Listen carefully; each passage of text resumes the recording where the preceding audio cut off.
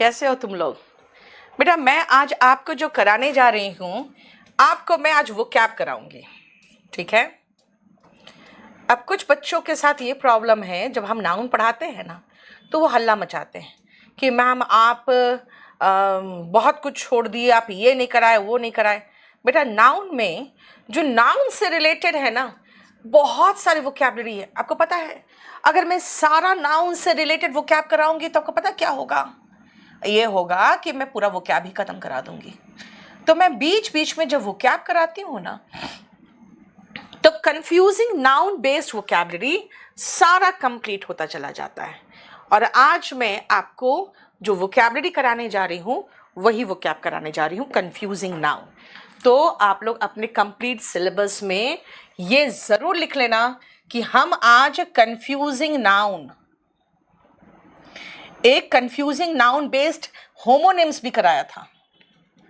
कुछ बैचेस में होते हैं कंफ्यूजिंग ये नाउन बेस्ड होमोनिम्स, नाउन्स और एडजेक्टिव बेस्ड। आज मैं कंफ्यूजिंग नाउन खत्म कर रही हूँ, ठीक है? कंफ्यूजिंग नाउन आप लिख लेना। और फिर जब आपको मैं नाउन कराती हूँ तब हल्ला नहीं करना, मैम आपने कंफ्यूजिंग नाउन छोड़ दिया, आपने ये छोड़ दिया। बेटा ये वोकैब है, ठीक है? चलो सुनो ध्यान से। एरोगेंस और प्राइड में डिफरेंस क्या है? बेटा सब कुछ दिया हुआ है, आप खाली मैं आपको समझाते जाऊंगी और उस पर बेस्ड जो क्वेश्चंस है मैं वो कराते जाऊंगी। अगर किसी के पास बुक है, आप लोग के पास 238 पेज नंबर खोलना, 238।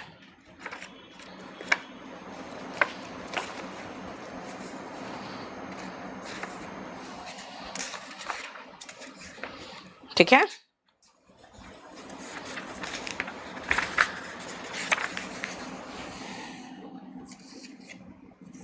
चलो अब सुनो, दिख नहीं रहा? सचिन सिंह का देखो कॉम्बो बैच में अपग्रेड कराने बोल रहा है, उसका नंबर ले लो। हाँ अब सुनो बेटा, एरोगेंस और प्राइड में डिफरेंस क्या है? आप घमंड खाते हो? नहीं बेटा रुक जाओ, सोनिया रुक जाओ थोड़ा सा। आप घमंड खाते हो, आप में बहुत एरोगेंस है, आप में घमंड है, आप में एरोगेंस है। अगर मैं कहूँ प्राइड, बेटा आपको प्राइड होता है ना अपने कंट्री के, इतने डाइवर्सिटी में इतना यूनिटी है वो देखकर। आपको प्राइड होता है ना आपके फादर को, अगर आप कुछ बन जाओगे वो कितना प्राउड फील करेंगे। बेटा प्राउड बना है प्राइड से, राइट?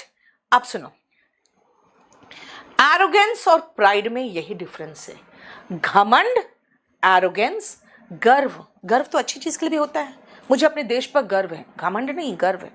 तो प्राइड है एक फीलिंग ऑफ डीप प्लेजर। बेटा कुछ अचीव किए हो, कुछ अच्छी चीज है, उस पर आप जब गर्व करते हो वो प्राइड है। घमंड इज एरोगेंस। प्रिंसिपल, PLE, सिद्धांत। कहते हैं ना आपके प्रिंसिपल्स क्या है? रिश्वत नहीं लेना, ये हमारा प्रिंसिपल है ना? देखो PAL वाला प्रिंसिपल, ये हेडमास्टर हेडमिस्ट्रेस प्रिंसिपल होते हैं। और PAL अगर एडजेक्टिव में प्रिंसिपल है, इसका मतलब मेन, मुख्य, याद रखना, ठीक है? बेटा प्राउड बना है एडजेक्टिव प्राइड से ही, अभिषेक। अब आओ एयर, हवा को एयर कहते हैं, बताइए। लेकिन एयर अगर वर्ब में है ना, इसका मतलब जैसे कोई चीज प्रसारित करना, जैसे कहते हैं ना प्रोग्राम को एयर किया गया, तो प्रोग्राम वाज एयर्ड, यानी प्रसारित करना, ब्रॉडकास्ट करना। एयर अगर वर्ब है, नहीं वर्ब नहीं है, एयर अगर नाउन है, ये वर्ब नहीं है नाउन है।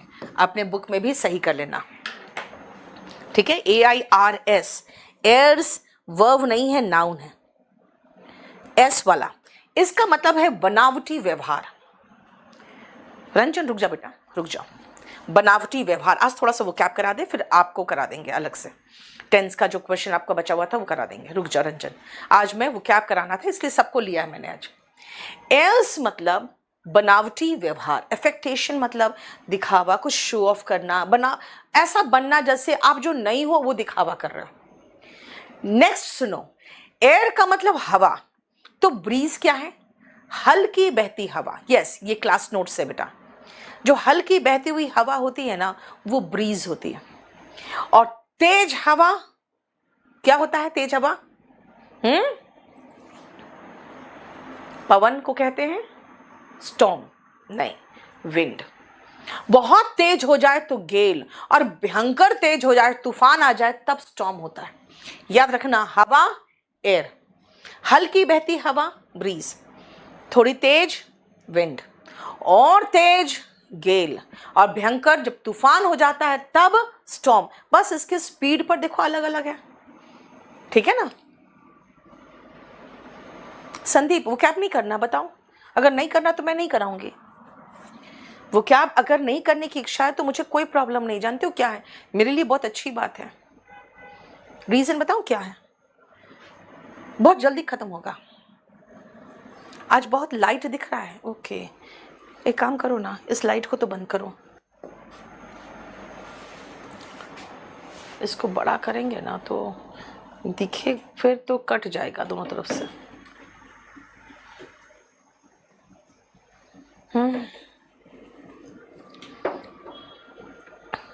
ठीक है, नेक्स्ट देखो बेटा, स्पेस, खाली जगह, स्पेस। तभी तो अंतरिक्ष को स्पेस करते हैं। खाली जगह को क्या कहते हैं? स्पेस, है ना। रूम, वो खाली जगह जिसको हम एक्वायर कर सकते हैं, जिस पर बैठ सकते हैं, जिस पर खड़ा हो सकते हैं, वो रूम होता है। आप कहोगे मैम रूम का मतलब तो ये रूम हुआ। बेटा ये रूम वही तो रूम है, स्पेस में से एक जगह काट के हमने अपने लिए बनाया और वो क्या बन गया? रूम बन गया, ठीक है ना। तो वो जगह जो हम एक्वायर कर सकते हैं, जिस पर हम कब्जा कर सकते हैं, जिस पर हम खड़े हो सकते हैं, जिस पर बैठ सकते हैं, वो रूम होता है। कोई भी जगह प्लेस, है ना, कोई भी जगह प्लेस। बेटा याद रखना, ग्रामर एंड वोकैब दोनों इंपॉर्टेंट है। और अभी देखना, मैं इसी वोकैबुलरी को फिर फिलिंग द ब्लैंक्स में करवाऊंगी। ये जरूरी है ना बेटा, सब कुछ कराना पड़ेगा आपको। अंकुर, नाउन नहीं करा रही हूं मैं, वोकैबुलरी करा रही हूं। ये नाउन बेस्ड वोकैब ही है। और याद रखना, नाउन और एडजेक्टिव इतना अधिक है, इतना अधिक है कि पूरा वोकैबुलरी ही मिक्स्ड है इसमें। यस जस्मी, देखो, there is some room in the car, very good. Some room in the compartment, some room in the, कोई भी आप कंपार्टमेंट, कार, बस, इसमें बात कर सकते हो, ठीक है। देखो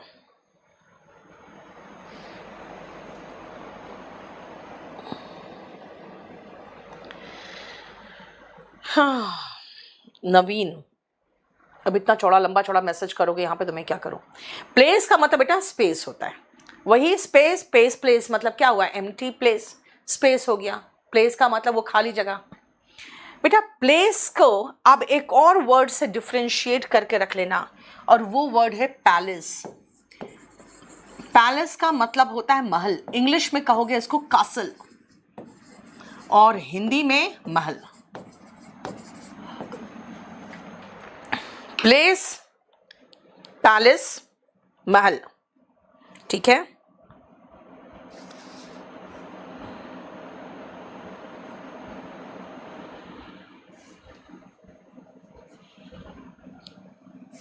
तो यहां पर हम एक और वर्ड साथ में ऐड कर सकते हैं, पैलेस। इसका इंग्लिश में कासल, हिंदी में महल, ठीक है। चलो नेक्स्ट आओ, एस्ट्रोलॉजर एंड एस्ट्रोनॉमर। बेटा एस्ट्रोलॉजर मत बोलना, इट्स एस्ट्रोलॉजर, और एस्ट्रोनॉमर मत कहना, इट्स एस्ट्रोनॉमर। एस्ट्रोलॉजर एस्टर से बना हुआ वर्ड है। एस्टर मतलब होता है सितारे, हेवनली ऑब्जेक्ट्स। तो जो सितारे देखकर आपकी किस्मत के बारे में बताता है बेटा, वो एस्ट्रोलॉजर होते हैं। और जो खगोल शास्त्री होते हैं, जो ये हेवनली ऑब्जेक्ट्स के बारे में पढ़ते हैं, वो एस्ट्रोनॉमर है। सो एस्ट्रोलॉजर इज क्या? जो स्टार्स वगैरह पढ़ के, ज्योतिषी जिसको कहते हो, है ना, ज्योतिष विद्या जानते हो, एस्ट्रोलॉजी, और वो करने वाले कौन होंगे? एस्ट्रोलॉजर। और एस्ट्रोनॉमर जो सन, मून, स्टार, प्लैनेट्स, इनके बारे में पढ़ते हैं, खगोल शास्त्री, ठीक है। नेक्स्ट आओ, कई लोग कहते हैं मैम वो मेरा रियल ब्रदर है। बेटा रियल ब्रदर जैसा कोई वर्ड ही नहीं है, ठीक है, रियल ब्रदर के जैसा कोई वर्ड ही नहीं है। पेज नंबर 239 है बेटा क्लास नोट्स में। हाफ ब्रदर होता है, ब्रदर होता है, कजिन होता है, स्टेप ब्रदर होता है, लेकिन रियल ब्रदर क्या हुआ? कभी कहोगे मेरे रियल पापा है? नहीं ना, तो रियल ब्रदर क्या होता है? हाफ ब्रदर क्या होता है? ध्यान से सुनना। कभी कभी आप देखते हो किसी का एक बेटा है, फिर उसने दूसरी शादी कर ली और उससे भी एक बेटा हो गया, है ना? तो ये दोनों भाई या तो बाप की तरफ से कॉमन बाप है दोनों का, या तो दोनों का कॉमन माँ है।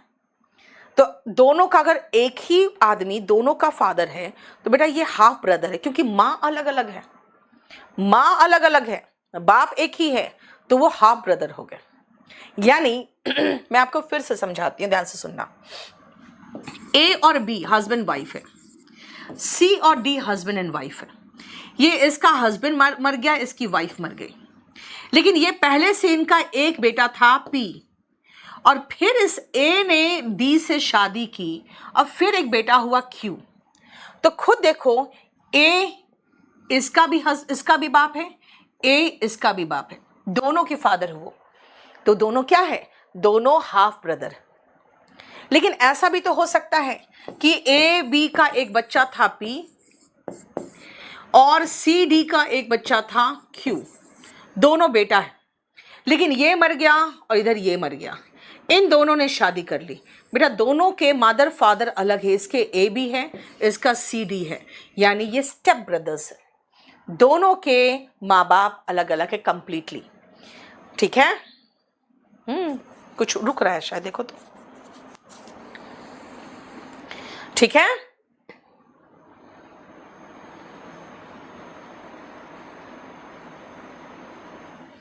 क्लियर? समझ में आया? तो ऑल समझ में आ गया। हाफ ब्रदर जब या तो फादर या तो मदर दोनों सेम हो। स्टेप ब्रदर मदर फादर दोनों का अलग है, बिल्कुल एकदम सौतेला भाई। कजिन बेटा याद रखना कजिन ब्रदर या कजिन सिस्टर वर्ड कभी यूज मत करना, ये एग्जाम का क्वेश्चन है। कजिन ब्रदर और कजिन सिस्टर कभी यूज नहीं करते हैं। और ब्रिदन का मतलब होता है भाईचारे से रिलेटेड भाई। कहते हैं ना, जाट देख लिया दूसरे जाट को, अरे मेरा भाई है। कोई मुस्लिम को देखा, भाई मेरा भाई है। ये क्या है? ये भाईचारा है। किस चीज को लेकर? अपने धर्म को लेकर, अपनी जाति को लेकर, अपनी कम्युनिटी को लेकर। तो ये क्या है? ये ब्रिदन है। देखो ओके मेरा वीडियो रुक रहा है, बार बार देख लो, एक बार चेक करो। समझ में आया? देखो नेक्स्ट आओ, ALTAR बेटा ऑल्टर होते हैं बेदी, जहां पे बलि चढ़ता है। एक ऑल्टर होता है जब चर्च वगैरह में ना आगे जो ऊपर सीढ़ी चढ़ के जब जाते हैं ना, जहाँ पे फादर खड़े होकर प्रेयर वगैरह कर रहे होते हैं, वो भी ऑल्टर होता है, जो रेस्ड प्लेटफॉर्म होता है। इसी कई बार होता है ना कि किसी को आप शादी के लिए प्रपोज कर रहे हैं, तो अंग्रेज लोग कहते हैं I will take you to the altar, यानी हाथ पकड़ के वहां तक ले जाने का मतलब क्या हुआ? शादी करना, राइट? समझ में आया? एन ऑल्टर ALTER का मतलब चेंज करना। ऑल्टरेशन क्या करते हैं? चेंज करते हैं, है ना? क्लियर? ब्लंडर मिस्टेक बेटा भारी मिस्टेक ब्लंडर होता है, इसीलिए अगर आप कहोगे बिग ब्लंडर तो गलत है वर्ड, बिग मिस्टेक होता है। Big mistake is equal to blunder. Mistake गलती। ALTAR बेटा ALTAR इज वो ऊंचा स्थान जो आप चर्च वगैरह में देखते हो। यार बफरिंग हो रहा है, कैसे पढ़ाऊं मैं? यहाँ पे नेट सही है कि नहीं? जरा नेट देखो, एक बार नेट चेक करो।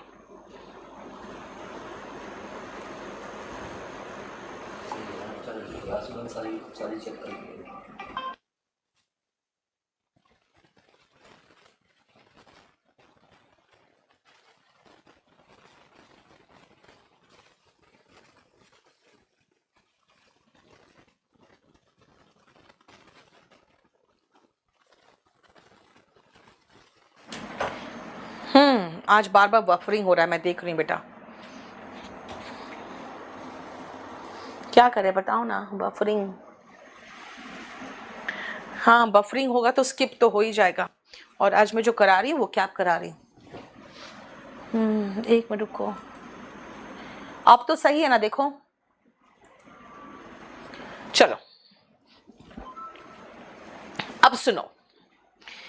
ब्लंडर का मतलब होता है भारी भूल, बहुत बड़ी मिस्टेक। तो big mistake is equal to blunder. तो ब्लंडर के साथ बिग मत लगा देना, ये ध्यान रखना, ठीक है। और ई डबल आर बेटा, अर वर्ब है जो एरर से बना है।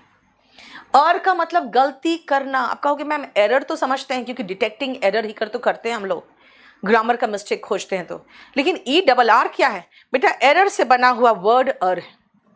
एरर मतलब गलती, तो अर मतलब गलती करना। नेक्स्ट आओ, इमेंड और एमेंड। बेटा आप पढ़ते हो ना पॉलिटी में, amendment of constitution.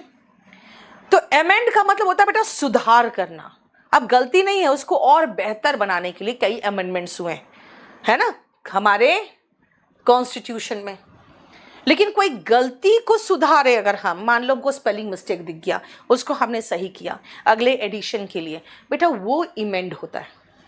Amend is बेहतर बनाना, गलती नहीं है, उसको बेटर बनाया गया तो एमेंड। और इमेंड गलती था उसको सुधारे तो इमेंड। देखो ठीक है। 9th से आगे देखते हैं हम, इससे रिलेटेड क्वेश्चंस भी करेंगे बेटा, आपको समझ में आएगा, उसका टेंशन मत लो। चलो नेक्स्ट सुनो, CORPSE डेड बॉडी, इंसान का dead body corpse, right. CORPS बेटा मिलिट्री जो यूनिट होती है ना वो कॉप्स होता है, CORPS। आज से रात में 10 से 11 मैं प्री के टेस्ट पेपर कराऊंगी, ठीक है, प्री का टेस्ट पेपर कराऊंगी मैं। और जो जो इस साल एग्ज़ाम दे रहा है आप मेरे साथ करना शुरू कर दो। प्लस आपको 75 टेस्ट पेपर्स मिला होगा बेटा इसी बैच के साथ। जो लोग इस बार एग्ज़ाम दे रहे हैं वो 75 टेस्ट पेपर्स देखना शुरू कर दो, ठीक है। COPS कॉप्स मतलब पुलिस, ठीक है, देख लो। Next our word carcass. बेटा कॉप्स का मतलब डेड बॉडी, जानवर का डेड बॉडी कार्कस, जानवर का डेड बॉडी।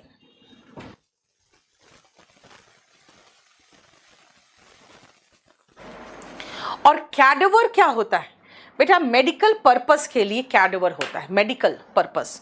मेडिकल पर्पस जानते हो क्या होता है इसका मतलब, जैसे आप मेडिसिन पढ़ोगे देखोगे डेड बॉडी पर एक्सपेरिमेंट किया जाता है, वो होता है कैडेवर, ठीक है। देखो रेल, RAIL, एक तो रेल आप जानते ही हो, मोहिनी थोड़ा सा डिफरेंस होता है बेटा। RAIL रेलवे में रेल होता है, लेकिन रेल का मतलब बुरी तरह से डांटना भी होता है। देखो हम वर्ब में बात कर रहे हैं, RAIL बुरी तरह से डांटना। तो डिरेल क्या है,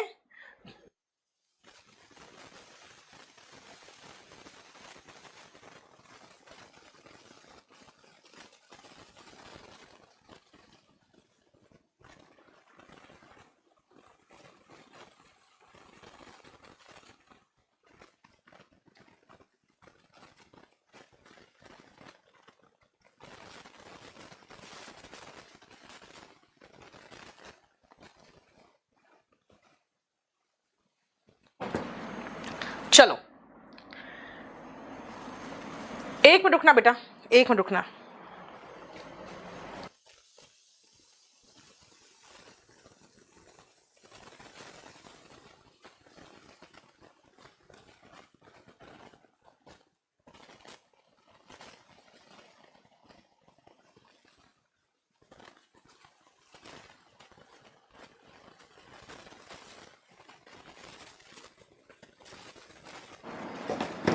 चलो रेल का मतलब बुरी तरह से डांटना, scold, reprimand, chide, rebuke. Derail बेटा रेल जानते हो, पटरी, पटरी से गाड़ी जब उतर जाती है तो डिरेल हो जाती है ना, यानी कि जो स्मूथली ट्रैक में जा रहा है वो नीचे हो गया डिरेल। नेक्स्ट आओ, ढेर सारा वर्ड। कस्टम, आपका अकेला का हैबिट क्या है भाई? आपका हैबिट है अकेला का, आपका हैबिट है। ओके, आपके समाज का कस्टम है, रीति रिवाज, चलन, राइट। अब वो इतना पुराना कस्टम हो गया कि धर्म का भाग हो गया, बहुत पुराना, यानी प्रथा हो गई वो, प्रथा, पुरानी प्रथा, ट्रेडिशन। प्रैक्टिस, जो रेगुलर बेसिस पे करते हो, प्रैक्टिस। जो कर्म कांड करते हो ना, जिसमें छोटे छोटे रिचुअल्स होते हैं, वो देखो रिचुअल्स, सेरेमनी है ना, जैसे शादी में घृतधारी होता है, फेरे होता है, वो सब क्या है? रिचुअल्स है। यस, यूट्यूब में कराऊंगी बेटा। और जो आपके समाज में जो कर्म कांड है, जैसे कहते हैं ना अंतिम संस्कार, जनेऊ, है ना, उसके बाद शादी, फिर नामकरण, ये सब क्या है? राइट्स है। जो सामाजिक प्रथाएं होती है उसको राइट्स कहते हैं। जैसे अंतिम संस्कार को लास्ट राइट कहते हैं, ठीक है। हम लोगों ने 12th तक किया बेटा, अभी सिर्फ 12th तक किया है। अब आप कहोगे क्या करा रहे हो? जो पढ़े हो उसका मीनिंग अगर समझ में आ गया तो उससे रिलेटेड कुछ क्वेश्चंस कर लोगे तो ज़्यादा अच्छा होगा ना, ताकि आपको समझ में आ जाए। अच्छा, दूसरी बात एक चीज़ और है बेटा, याद रखना, जैसे आपका टेंस खत्म होता है आपको रीडिंग आदत हो जानी चाहिए। मोहिनी अभी पता नहीं बेटा, मैं इतना नहीं कर पा रही हूँ। रीडिंग आदत हो जानी चाहिए। देखो जरा, अब इसमें आप सेंटेंस को 1 से लेकर 6 तक करो तो, और मैं देखती हूँ आप सही बनाते हो कि नहीं।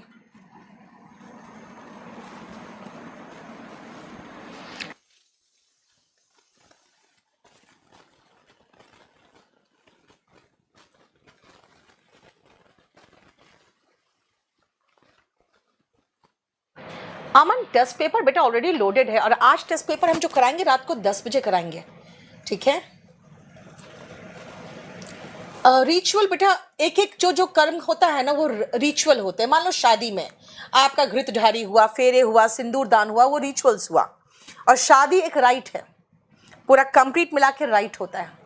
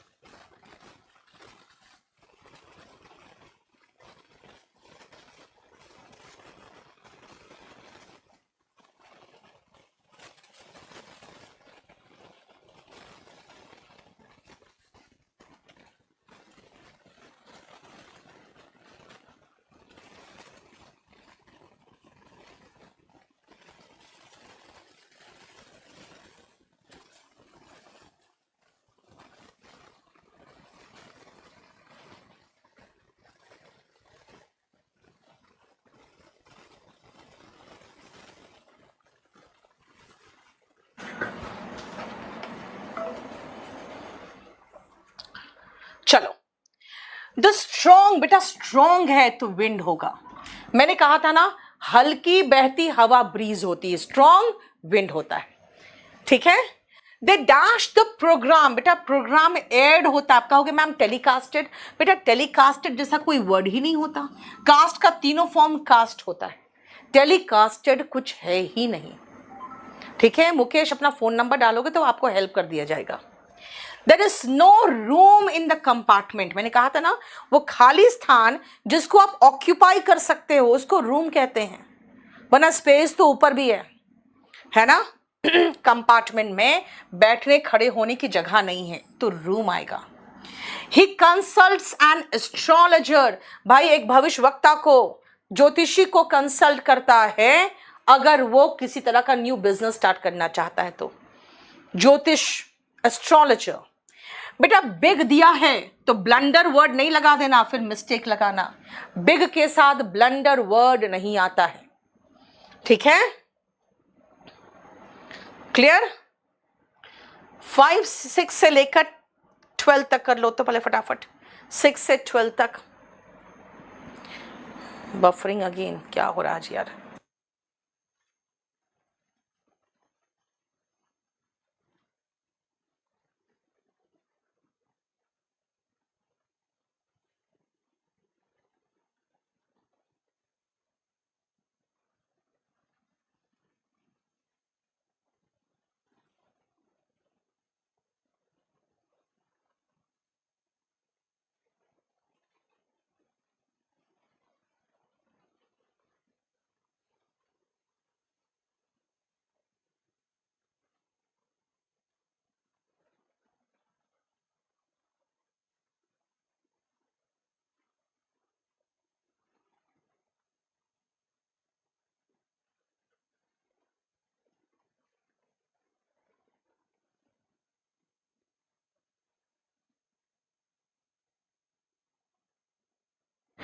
ही is a man of principle, सिद्धांत वाला व्यक्ति है वो।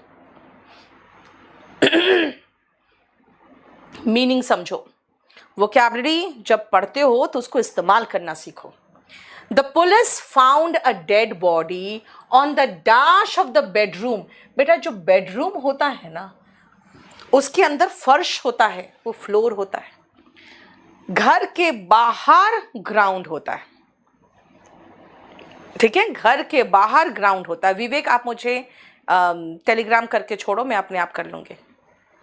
द डैश ऑफ द काऊ, बेटा काऊ का डेड बॉडी यानी जानवर का डेड बॉडी है, कार्कस। एमिनेटिंग का मतलब होता है निकालना, गंदा स्मेल निकल रहा है उससे। ठीक है। We went to the airport to receive his cousin, कोई वर्ड जरूरी नहीं है। Cousin brother, cousin sister, cousin sibling कुछ नहीं होता है। रुचि क्या हो गया बेटा, लाइव क्लास है, पढ़ो चुपचाप से। Sachin Tendulkar is the pride of India. बेटा हमारे लिए गर्व है वो, है ना, गर्व की बात है कि सचिन हमारे यहाँ है। We were shocked at the dash of the debutante. What is the meaning of debutante? जो पहली बार डेब्यू किया है। जैसे अभी पहला पिक्चर जिसका है वो कौन है, डेब्यू किया है, डेब्यूटेंट। उसका एरोगेंस पर, उसका घमंड पर वी वर शॉक्ड। देखो, the attack on Hiroshima dash the course of history. इसने तो इतिहास को बदल के रख दिया। ऑल्टर, ALTER मतलब चेंज कर देना। ठीक है, क्लियर, समझ में आया? अब आओ, ALTER नाउन है बेटा, उसमें ED तो आता ही नहीं, तो जबरदस्ती बना के लगा दिया है ना। टेस्ट पेपर रात में 10 बजे कराएंगे बेटा, रात में 10 से 11 टेस्ट पेपर होगा।